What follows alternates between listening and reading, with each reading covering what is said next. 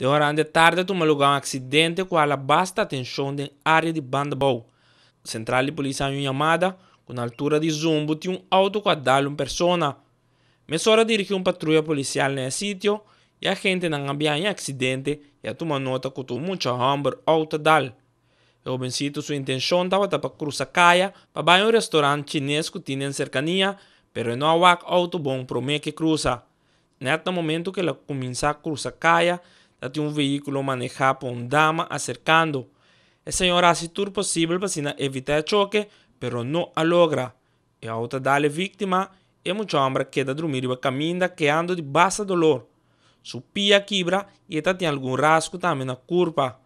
A pedir para a ambulância e depois que o paramédico não assistia a vítima, não a transportou com a ambulância para a poli.